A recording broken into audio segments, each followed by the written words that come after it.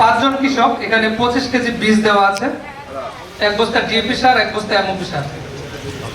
প্রতি কৃষক 10 কেজি করে ডিএপি, এমওপি এবং 5 কেজি করে আমনের বীজ পাবেন। এই পর্যায়ে পুনর্বাসন কার্যক্রমের 5 জন কৃষকের নাম ঘোষণা করছি।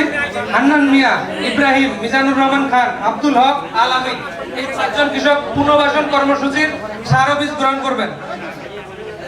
হান্নান মিয়া, ইব্রাহিম, মিজানুর রহমান খান, আব্দুল হক, আল আমিন।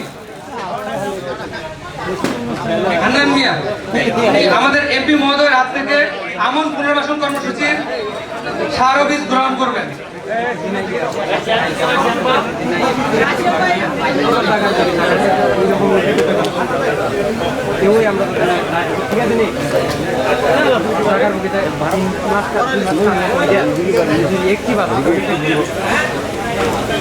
অসংখ্য ধন্যবাদ আজকের এই অনুষ্ঠানের সম্মানিত অতিথিবৃন্দকে, তাদের সানুগ্রহ উপস্থিতি।